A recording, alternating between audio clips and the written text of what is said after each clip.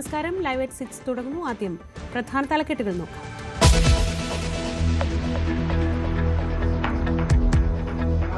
എല്ലാ സുഖസൗകര്യങ്ങളും അനുഭവിച്ചിട്ട് കൂടെ നിന്നിട്ട് ചവിട്ടാൻ അവൻ ചതിയും ചന്തുമാരാണ്. ബ്രൂട്ടോസ് നീയുമോ എന്ന് ചോദിക്കേണ്ടി വരുന്നു. പറയേണ്ടതെല്ലാം അകത്ത് പറയണം, പുറത്തല്ല പറയേണ്ടത്. ജനങ്ങൾക്ക് എല്ലാവരെയും അറിയാം, കമ്മ്യൂണിസ്റ്റ് പാർട്ടിയെ അറിയാം, ഈ പറഞ്ഞ ആളെയും അറിയാം. CPI തലയ്ക്ക് ആ തൊപ്പി ചേരില്ല, ആ തൊപ്പി ആ തലക്കേ ചേരൂ. ആരായാലും സന്തോഷം. CPIയും വെള്ളാപ്പള്ളിയും നേർക്കുനേർ. കൂടെ നിന്ന് ചതിക്കുന്ന ചതിയൻ ചന്തു എന്ന CPIയെ വെള്ളാപ്പള്ളി. ചന്തു പ്രയോഗം ചേരുന്നത് വെള്ളാപ്പള്ളിക്കെന്ന് ബിനോയ് വിശ്വം. ശിവഗിരിയിൽ മാധ്യമങ്ങളോട് ക്ഷുഭിതനായി വെള്ളാപ്പള്ളി. സർക്കാരിന്റെ ഇപ്പോഴത്തെ അല്ല, അന്ന് ഞങ്ങള് റിപ്പോർട്ട് കുറെ നാളായി നിങ്ങൾ തുടങ്ങിയിട്ട്, കുറെ നാളായി തുടങ്ങിയിട്ട്. പ്രകോപനം മലപ്പുറം പരാമർശവുമായി ബന്ധപ്പെട്ട ചോദ്യങ്ങളിൽ.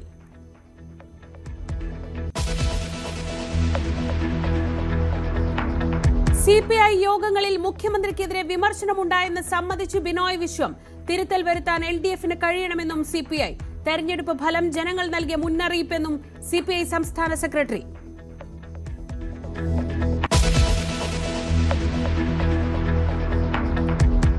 ശബരിമല സ്വർണ്ണക്കൊള്ളയിൽ കടകംപള്ളി സുരേന്ദ്രനെയും PS പ്രശാന്തിനെയും വീണ്ടും ചോദ്യം ചെയ്യാൻ SIT. അടൂർ പ്രകാശിന്റെ മൊഴിയെടുക്കാൻ നീക്കം.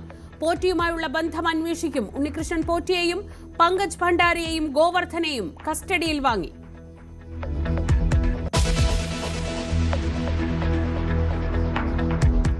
ഗുരുദേവ ദർശനങ്ങളെ ഹൈജാക്ക് ചെയ്യാൻ ശ്രമം നടക്കുന്നുവെന്ന് പിണറായി വിജയൻ. ബുൾഡോസർ രാജ് വിവാദത്തിനിടെ ഉദ്ഘാടന സമ്മേളനത്തിൽ വേദി പങ്കിട്ട് കർണാടക, കേരള മുഖ്യമന്ത്രിമാർ. ശിവഗിരി തീർത്ഥാടനത്തിന് തുടക്കം.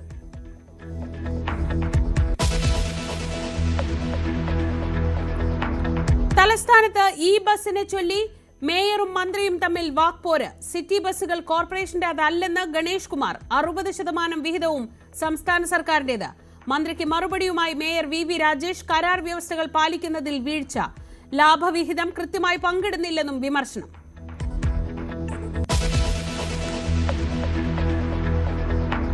മോഹൻലാലിന്റെ അമ്മ ശാന്തകുമാരി അമ്മ ഇനി ഓർമ്മ. തിരുവനന്തപുരം മുടവൻമുകളിലെ വീട്ടുവളപ്പിൽ സംസ്കാരം നടന്നു. അവസാനമായി കാണാൻ ഒഴുകിയെത്തി രാഷ്ട്രീയ സാംസ്കാരിക ലോകം.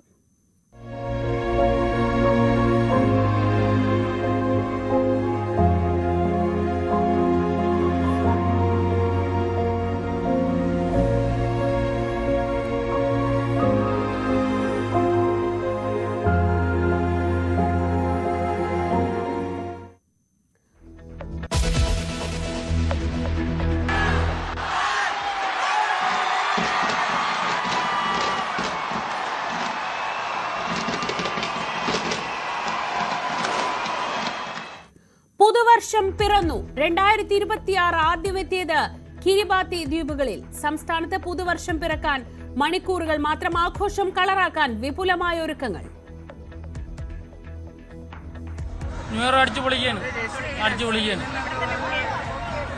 തിരുവനന്തപുരത്തുള്ള ഇവിടെ വന്നു. അതെ.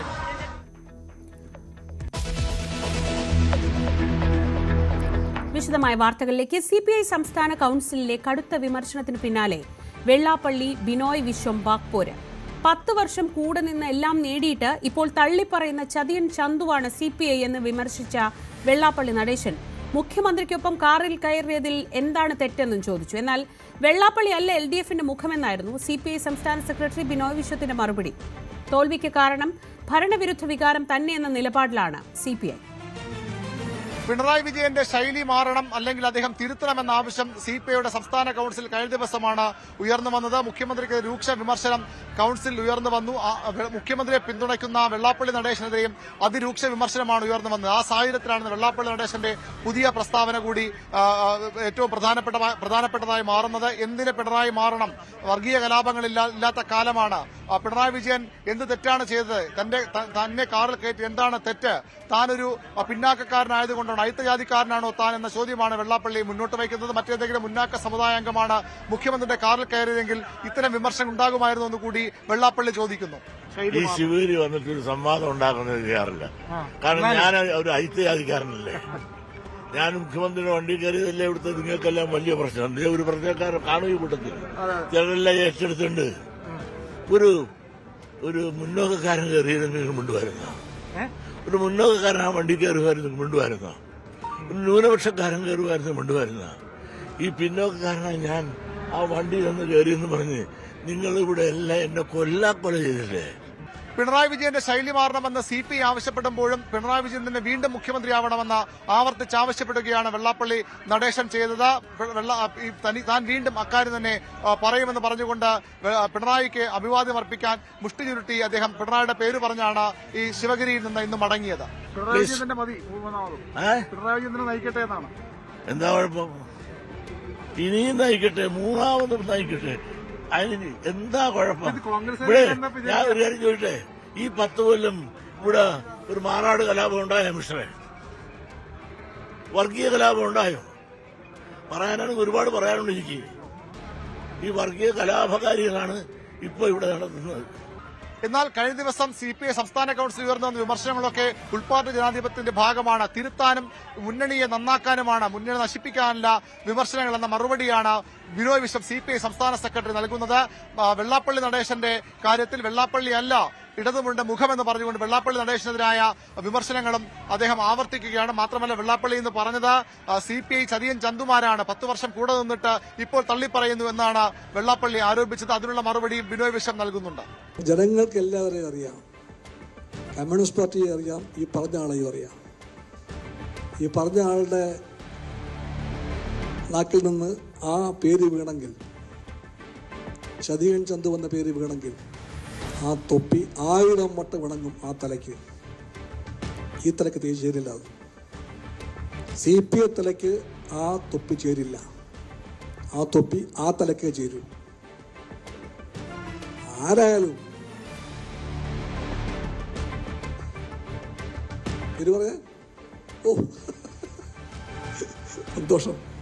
ഏതായാലും സർക്കാർ അവസാന മാസങ്ങളിലേക്ക് ആഴ്ചകളിലേക്ക് കടക്കുമ്പോൾ പുതിയ അടുത്ത തവണ ആരിടതുമുണ്ട് നയിക്കുമെന്ന ചർച്ചകൾ സജീവമാണ്. അവിടെ പിണറായി വിജയനൊപ്പം അടിയുറച്ചു നിൽക്കുകയാണ് വെള്ളാപ്പള്ളി നടേശൻ. മുഖ്യമന്ത്രി പൂർണ്ണമായും മാറണമെന്ന് CPI പറയുന്നില്ല, പക്ഷേ അദ്ദേഹം ശൈലി തിരുത്തണം, തെറ്റുതിരുത്തി ഏകാധിപത്യ പ്രവണതകൾ അവസാനിപ്പിച്ച് മുന്നോട്ട് പോകണമെന്ന ആവശ്യമാണ് CPIയുടെ നേതൃയോഗങ്ങൾ ഉയർന്നു വന്നത്. വരും ദിവസങ്ങളിലും ചർച്ച ചെയ്യപ്പെടാൻ പോകുന്ന ആരാണ് മുന്നണിയെ നയിക്കുമെന്നുള്ളതാണ്. CPM-ഉം പിണറായി വിജയൻ അല്ലാതെ മറ്റൊരു ഓപ്ഷൻ ഇപ്പോൾ മുന്നോട്ട് വയ്ക്കുന്നില്ല.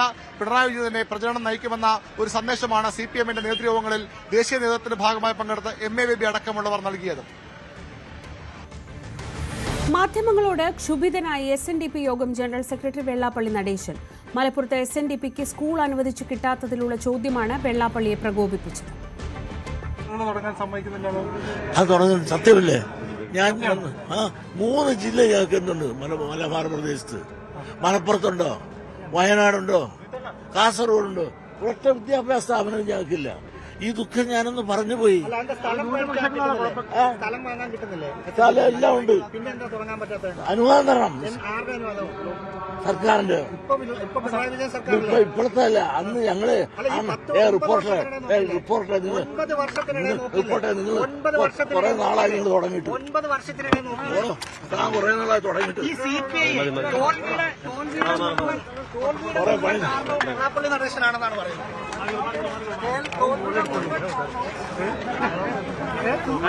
മാറി ഒതുങ്ങിക്കണേ ഒതുങ്ങിക്കണേ ഒതുങ്ങിക്കണേ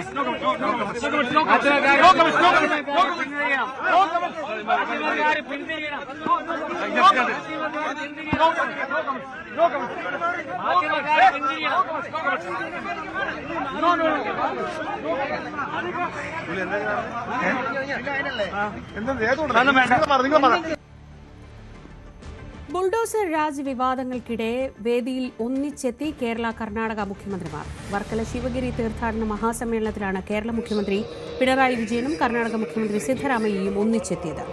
സമ്മേളനത്തിൽ സംഘപരിവാറിനെതിരെ മുഖ്യമന്ത്രി പിണറായി വിജയൻ രൂക്ഷമായ വിമർശനം ഉന്നയിച്ചു. ഐതിഹ്യങ്ങളെ ചരിത്രമാക്കി മാറ്റുകയാണെന്നും ഇത് സാംസ്കാരിക ഫാസിസത്തിന്റെ ദൌത്യത്തിന്റെ ഭാഗമാണെന്നും മുഖ്യമന്ത്രി കുറ്റപ്പെടുത്തി. ഗുരു തിരസ്കരിച്ച അന്ധവിശ്വാസങ്ങളെ സിലബസിൽ ഉൾപ്പെടുത്തുന്നുവെന്നും ഗുരുദേവ ദർശനങ്ങളെ ഹൈജാക്ക് ചെയ്യാനാണ് ശ്രമമെന്നും മുഖ്യമന്ത്രി കൂട്ടിച്ചേർത്തു. ഐതിഹ്യങ്ങളെയും കൽപ്പിത ഭാവനങ്ങളെയും ചരിത്ര സത്യങ്ങളായി അവതരിപ്പിക്കുന്നു. മനുഷ്യന്റെ യുക്തിചിന്തയെയും സ്വാതന്ത്ര്യദാഹത്തെയും ചങ്ങലക്കിടുകയാണ് ലക്ഷ്യം. ഇത് സാംസ്കാരിക ഫാസിസത്തിന്റെ ദൗത്യം തന്നെയാണെന്ന് തിരിച്ചറിയാൻ ജനാധിപത്യ വിശ്വാസികൾക്ക് കഴിയണം. ഗുരു എന്നും ചെറുതോൽപ്പിക്കാൻ ശ്രമിച്ച അന്ധവിശ്വാസങ്ങളെ സിലബസിൽ ഉൾച്ചേർക്കുന്നത് ഗുരുവിന്റെ യുക്തിപൂർണമായ വിദ്യാഭ്യാസ ചിന്തയെ ധിക്കരിക്കലാണ് എന്ന് മാത്രം പറയട്ടെ. ഗുരുദേവ ദർശനങ്ങളെ വക്രീകരിച്ച് ഹൈജാക്ക് ചെയ്യാൻ ചില ശക്തികൾ കൊണ്ടുപിടിച്ച് ശ്രമിക്കുന്ന പശ്ചാത്തലത്തിലാണ് 93ാമത് ശിവഗിരി തീർത്ഥാടനം ഇത്തവണ നടക്കുന്നത്. ഏതെങ്കിലും ഒരു ജാതിയുടെയോ മതത്തിന്റെയോ അതിരുകൾക്കുള്ളിൽ ഗുരുവിനെ തളച്ചിടാനുള്ള ഗൂഢശ്രമങ്ങൾക്കെതിരെ നാം ജാഗ്രത പാലിക്കണം. ശിവഗിരി ഇന്ത്യയുടെ ധാർമ്മിക സർവകലാശാലയാണെന്ന് കർണാടക മുഖ്യമന്ത്രി സിദ്ധരാമയ്യ. മതം അധികാരത്തിന്റെ ആയുധമാക്കി മാറ്റുന്ന കാലമാണെന്നും ജാതി ഇല്ലാതാക്കാനുള്ള പരിഷ്കരണ പ്രസ്ഥാനമായിട്ടായിരുന്നു SNDP രൂപീകരിച്ചതെന്നും സിദ്ധരാമയ്യ പറഞ്ഞു. The Shivagiri pilgrimage is India's original and communal project at a time when societies are polarized through manufactured hatred. Shivagiri asserts dialogue over dominance, equality over hierarchy, and ethics over symbolism. Sabarimala സ്വർണ്ണ കൊള്ളക്കേസിൽ നിർണായക നീക്കവുമായി പ്രത്യേക അന്വേഷണ സംഘം ഇടക്കാല report ഹൈക്കോടതിയിൽ സമർപ്പിക്കും മുൻപ് രാഷ്ട്രീയ ഉന്നതർക്ക് കേസുമായുള്ള ബന്ധം വിശദമായി പരിശോധിക്കാനുള്ള നടപടികൾ SIT ഊർജിതമാക്കി. ഉണ്ണികൃഷ്ണൻ പോറ്റി, പങ്കജ് ഭണ്ഡാരി, ഗോവർദ്ധൻ എന്നിവരെ ഒന്നിച്ച് ചോദ്യം ചെയ്യുന്നതിലൂടെ തട്ടിപ്പിന്റെ വ്യാപ്തി പുറത്തുവരുമെന്ന വിലയിരുത്തലാണ് SIT. രാഷ്ട്രീയമായി ഉന്നതർക്ക് ബന്ധമുണ്ട് എന്ന് ആരോപിക്കപ്പെടുന്ന കേസുകളിൽ സാധാരണയായി അന്വേഷണം നടത്തുന്നത് കേന്ദ്ര ഏജൻസികളായിരിക്കും.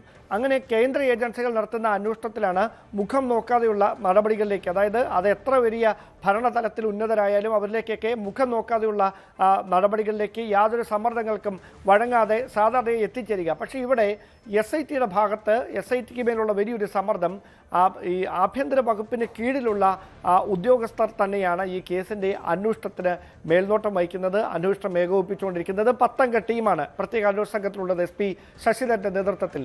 എന്തായാലും ഈ കേസുമായി ബന്ധപ്പെട്ട് 10 പേരുടെ അറസ്റ്റ് ഇതിനോടകം രേഖപ്പെടുത്തുകയും അതിൽ 3 പേർക്ക് രാഷ്ട്രീയമായി ഭരണകക്ഷിയുമായി വളരെ അടുത്ത ബന്ധമുണ്ടാകുകയും ഒക്കെ ചെയ്യുന്ന ഒരു അസാധാരണമായ സാഹചര്യം. അതുകൊണ്ട് തന്നെയാണ് ഈ അന്വേഷണം ഇനി എവിടെയൊക്കെ എന്ന് ഏറ്റവും ആകാംക്ഷ ഉയർത്തുന്ന ഒരു ചോദ്യം വരുന്നത്. അന്വേഷണത്തിൻ്റെ സമയപരിധി തീരാൻ പോവുകയാണ്. അതിനു മുമ്പ് ഒരു ഇടക്കാല റിപ്പോർട്ട് ഹൈക്കോടതിയിൽ പ്രത്യേക അന്വേഷണ സംഘം വരുന്ന ആഴ്ച സമർപ്പിച്ചേക്കും.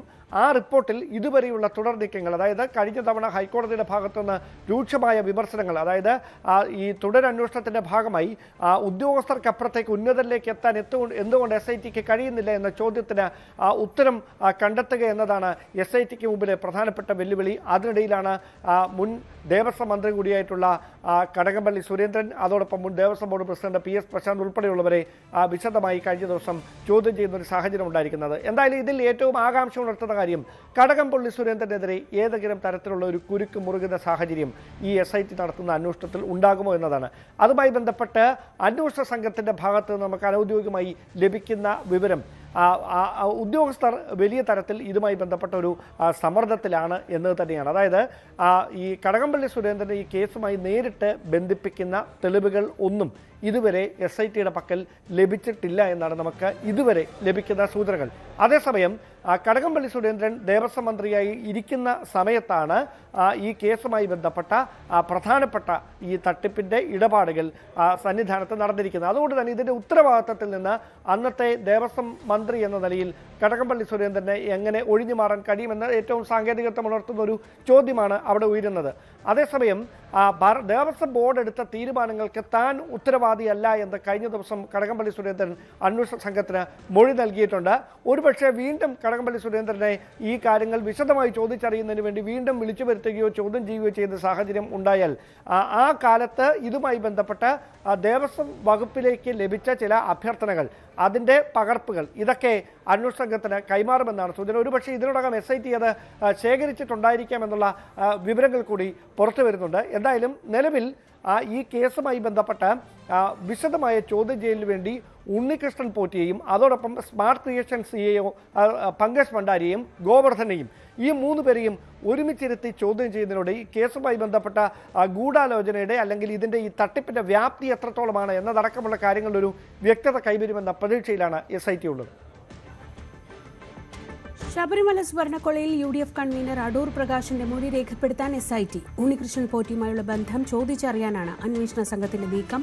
സോണിയാഗാന്ധിക്ക് ഉണ്ണികൃഷ്ണൻ പോറ്റിയെ പരിചയപ്പെടുത്തിയതുമായി ബന്ധപ്പെട്ട വിവരങ്ങളും ചോദിച്ചറിയും. അതേസമയം മൊഴിയെടുക്കാൻ വിളിപ്പിച്ചു എന്ന വാദം അടൂർ പ്രകാശ് തള്ളി. ശബരിമല സ്വർണ്ണക്കൊള്ളയുമായി ബന്ധപ്പെട്ട് വലിയ തരത്തിലുള്ള രാഷ്ട്രീയ ആരോപണ പ്രത്യാരോപണങ്ങൾ തുടരുന്നതിനിടയിലാണ് UDFന്റെ കൺവീനർ കൂടിയായ അടൂർ പ്രകാശിൽ നിന്ന് മൊഴിയെടുക്കാനുള്ള ഒരു നീക്കം SITയുടെ ഭാഗത്തു നിന്ന് ഇപ്പോൾ ഉണ്ടാകുന്നത് എന്നാണ് വിവരം. വൈകാതെ തന്നെ ഇതുമായി ബന്ധപ്പെട്ട് അടൂർ പ്രകാശിന് SIT നോട്ടീസ് നൽകിയേക്കുമെന്നാണ് അറിയാൻ കഴിയുന്നത്.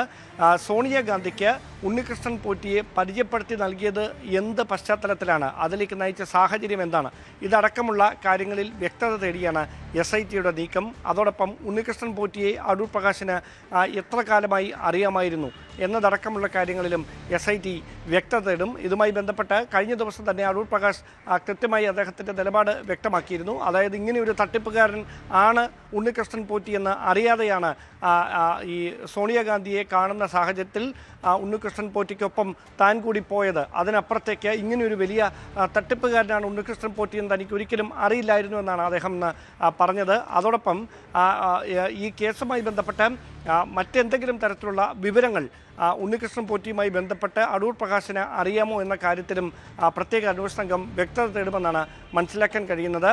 ഈ കേസ് അതിൻ്റെ ഒരു നിർണായകമായ ഘട്ടത്തിലേക്ക് കടക്കുകയും ഹൈക്കോടതിയിൽ അടുത്തയാഴ്ച ഇടക്കാല റിപ്പോർട്ട് പ്രത്യേക അന്വേഷണ സംഘം സമർപ്പിക്കാനിരിക്കുകയും ചെയ്യുന്ന ഒരു പശ്ചാത്തലത്തിലാണ് അടൂർ പ്രകാശിൻ്റെ കൂടി മൊഴിയെടുക്കാനുള്ളൊരു തീരുമാനത്തിലേക്ക് SIT ഇപ്പോൾ എത്തുന്നതെന്നാണ് പുറത്തുവരുന്ന സൂചനകൾ.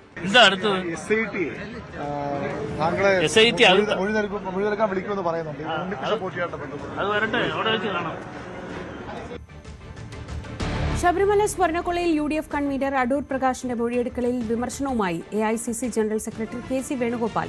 CPM പ്രതിരോധത്തിലാവുമ്പോൾ പുതിയ നീക്കങ്ങളുമായി വരികയാണെന്നാണ് വിമർശനം. നിയമം നിയമത്തിന്റെ വഴിക്ക് പോകുമെന്നും വേണുഗോപാൽ പറഞ്ഞു.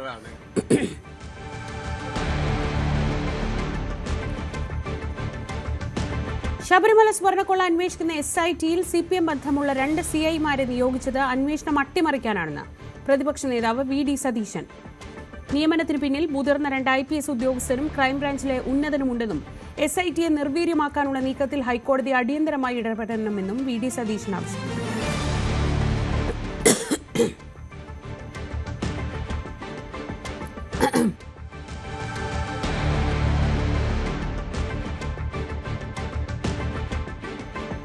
ശബരിമല സ്വർണ്ണക്കൊള്ള CBI അന്വേഷിക്കണമെന്നാവശ്യപ്പെട്ട് സെക്രട്ടേറിയറ്റിന് മുന്നിൽ ധർണ നടത്തി തൃണമൂൽ കോൺഗ്രസ് തിരുവനന്തപുരം ജില്ലാ കമ്മിറ്റിയുടെ നേതൃത്വത്തിലായിരുന്നു ധർണ.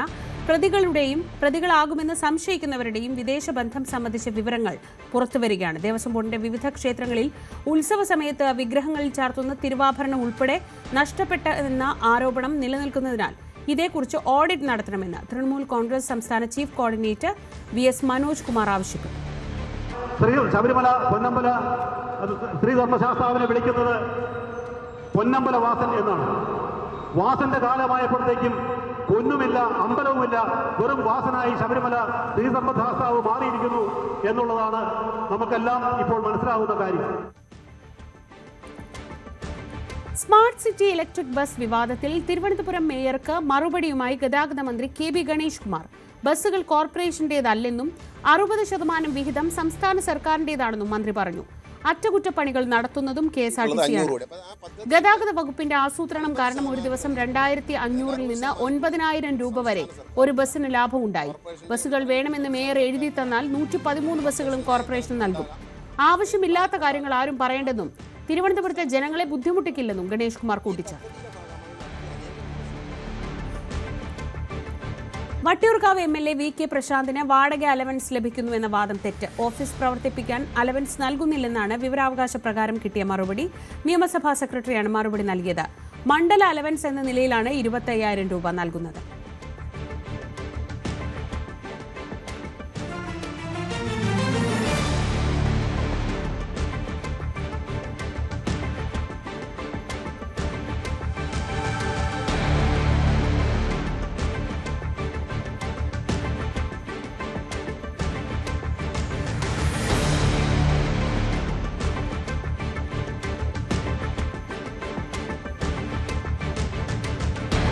സംസ്ഥാനത്ത് 5 DIG-മാർക്ക് IG-മാരായി സ്ഥാനക്കയറ്റം. IPS ദമ്പതിമാരായ Ajitha ബീഗവും Satheesh ബിനോയും IG-മാരാകും. R Nishanthini, Rahul R Nair, Putta Vimaladitya എന്നിവർക്കും IG-മാരായി സ്ഥാനക്കയറ്റം നൽകി. G ശിവവിക്രം, അരുൾ B കൃഷ്ണ, J ഹിമേന്ദ്രനാഥ് തുടങ്ങിയവർ DIG-മാരാകും.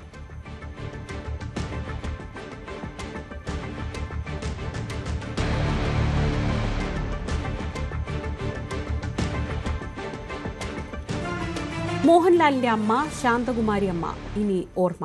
സംസ്കാരം തിരുവനന്തപുരം മുടവൻ മുകളിലെ വീട്ടുവളപ്പിൽ നടന്നു. മുഖ്യമന്ത്രിയും ഗവർണറും പശ്ചിമബംഗാൾ ഗവർണർ CV ആനന്ദബോസും അടക്കമുള്ള പ്രമുഖർ വീട്ടിലെത്തി അന്ത്യാഞ്ജലി അർപ്പിച്ചു. മന്ത്രിമാർ അടക്കമുള്ള ജനപ്രതിനിധികളും പ്രിയദർശൻ MG ശ്രീകുമാർ തുടങ്ങി ചലച്ചിത്ര സാംസ്കാരിക രംഗത്തെ നിരവധി പേരും ശാന്തകുമാരി അമ്മയെ അവസാനമായി കാണാനെത്തി. കൊച്ചി എളമക്കരയിലെ വസതിയിൽ നിന്ന് ഇന്ന് രാവിലെയാണ് മോഹൻലാലിൻ്റെ മാതാവ് ശാന്തകുമാരി അമ്മയുടെ മൃതദേഹം തിരുവനന്തപുരം മുടവൻ മുകളിലുള്ള വസതിയിലേക്ക് എത്തിച്ചത്. രാവിലെ മുതൽ തന്നെ വലിയ ജനപ്രവാഹമായിരുന്നു ആ വീട്ടിലേക്ക്. രാഷ്ട്രീയ സാമൂഹ്യ സാംസ്കാരിക രംഗത്തെ നിരവധി പ്രമുഖർ അന്തിമോപചാരം അർപ്പിക്കുന്നതിന് വേണ്ടി വീട്ടിലേക്കെത്തി.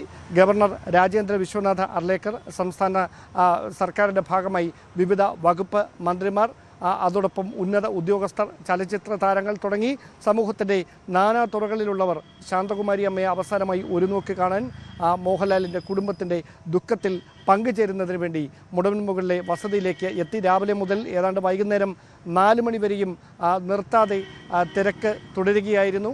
തുടർന്ന് എല്ലാ മാധ്യമങ്ങളെയും ഒഴിവാക്കിക്കൊണ്ട് വളരെ സ്വകാര്യമായാണ് ഈ സംസ്കാര ചടങ്ങുകൾ വസതിയോട് ചേർന്നുള്ള സ്ഥലത്ത് പ്രത്യേകം ക്രമീകരിച്ച് എടുത്ത് ഈ സംസ്കാര ചടങ്ങുകളൊക്കെ നടന്നത്.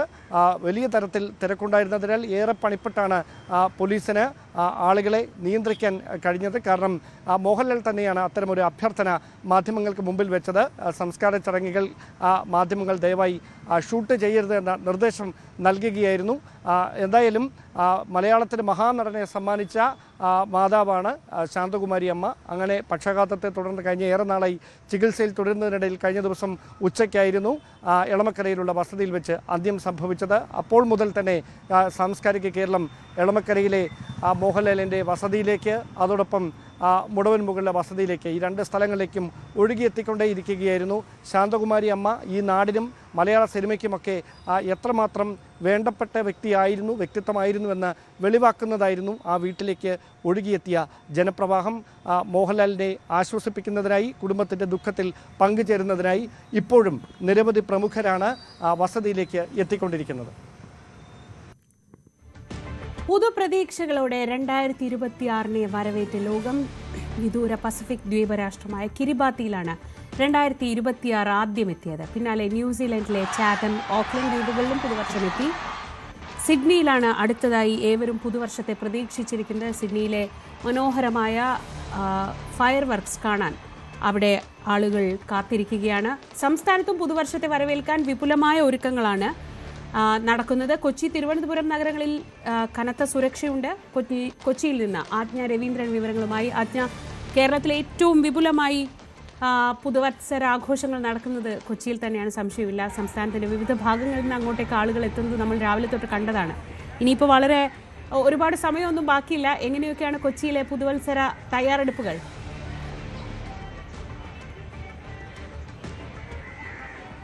ശ്രീജ, കൊച്ചിയിൽ തന്നെ വിവിധ ഇടങ്ങളിലായിട്ട് വലിയ വിപുലമായ ഒരുക്കങ്ങളോട് കൂടി തന്നെയാണ് 1300 പോലീസുകാരെയാണ് ഇതിനു വേണ്ടിയിട്ട് വിന്യസിച്ചിട്ടുള്ളത്. അത് ഫോർട്ട് കൊച്ചിയിൽ മാത്രം. മറ്റുള്ള ഇടങ്ങളിലൊക്കെ അതത് പോലീസ് സ്റ്റേഷന്റെ പരിധിയിലുള്ള ആളുകളെയൊക്കെ അവിടെയും ഈ സുരക്ഷാ ക്രമീകരണങ്ങളുമായി ബന്ധപ്പെട്ട് വിന്യസിച്ചിട്ടുണ്ട്. നമ്മളിപ്പോൾ ഉള്ളത് മറൈൻ ഡ്രൈവിലാണ്. കൊച്ചിയിൽ ഇപ്പോൾ മുഴുവൻ കാണാൻ കഴിയുന്ന ഒരു കാഴ്ച ഇത്തരത്തിൽ വലിയ നിറയെ പ്രകാശപൂരിതമായ ഒരു സാഹചര്യമാണ്. കാരണം അപ്പം ഇരുട്ടി വീണ് തുടങ്ങി. ഈ മരത്തിലെല്ലാം ലൈറ്റുകൾ ഉണ്ട്. അങ്ങനെ വർണ്ണാഭമായി നിൽക്കുന്ന ഒരു കൊച്ചിയാണ്. അത് കൊച്ചിയുടെ എല്ലാ കോണുകളിലും ഇത് തന്നെയാണ്.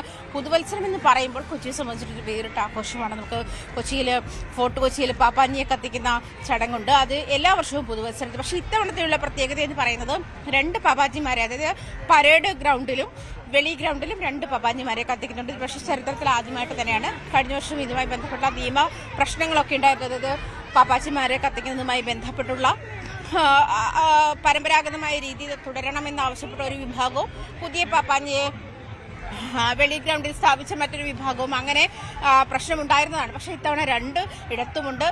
DJ ഉള്ളത് കൊണ്ട് തന്നെ വലിയ നിയന്ത്രണമുണ്ട്. പക്ഷേ കർശന നിയന്ത്രണമില്ല, കടുത്ത നിയന്ത്രണമില്ല എന്ന് സിറ്റി പോലീസ് കമ്മീഷണർ കഴിഞ്ഞ ദിവസം അറിയിച്ചിരുന്നതാണ്.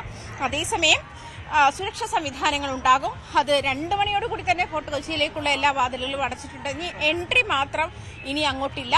അതേസമയം തിരിച്ച ആളുകൾക്ക് പുറത്തേക്ക് വരാം. ഇത് ഇനി ന്യൂ ഇയറിന് അധിക സമയമില്ല, ചെറിയ സമയം മാത്രം, മണിക്കൂറുകൾ മാത്രം ബാക്കി നിൽക്കെ അവിടെ വലിയ ആഘോഷം നടക്കുന്നുണ്ട്.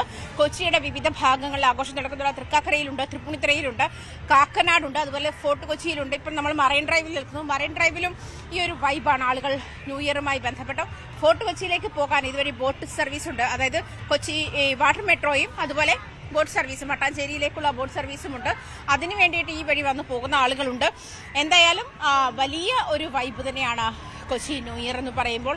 അതിന് വേണ്ടിയിട്ട് പുതുവത്സരത്തെ വരവേൽക്കാൻ വേണ്ടിയിട്ട് കൊച്ചി ഒരുങ്ങി കഴിഞ്ഞിട്ടുണ്ട്. അധിക താമസിയാതെ കാണുന്നുണ്ടല്ലോ ഇവിടെ തന്നെ വലിയ ആഘോഷമാണ് കൊച്ചിയിലേക്ക്. നല്ല പ്രതീക്ഷകളോടെ നമുക്കൊക്കെയും പുതുവത്സരത്തെ കാത്തിരിക്കാം. അതിനുള്ള എല്ലാ ഒരുക്കങ്ങളും കൊച്ചി കായലിൻ്റെ തീരം മനോഹരമാണ്. ഈ സമയത്ത് പറയുകയും വേണ്ട, എല്ലാവരും പുതുവത്സരത്തിനെ കാത്തിരിക്കുകയാണ്. അതിൽ പലതരത്തിലുള്ള ആൾക്കാർ ആജ്ഞ പറഞ്ഞതുപോലെയുണ്ട്. അപ്പോൾ എല്ലാവർക്കും ഒരു നല്ല വർഷം ആവട്ടെ. നമ്മൾ ഈ വർഷം വൈൻഡപ്പ് ചെയ്യാൻ ഇനി വളരെ കുറച്ച് മണിക്കൂറുകൾ മാത്രമേ ഉള്ളൂ. ആ സമയത്ത് ഏറ്റവും നല്ല വർഷം വരട്ടെ. ഈ വർഷത്തിൻ്റെ മോശം കാര്യങ്ങളെല്ലാം മറന്നു പോകാൻ കഴിയട്ടെ. എന്നിട്ട് നല്ലതിനായി പ്രതീക്ഷയോടെ കാത്തിരിക്കാൻ കഴിയട്ടെ എന്ന് മാത്രം നമുക്ക് ആശംസിച്ചുകൊണ്ട് ലൈവ് at 6 പൂർണ്ണമാവുകയാണ്. നമസ്കാരം.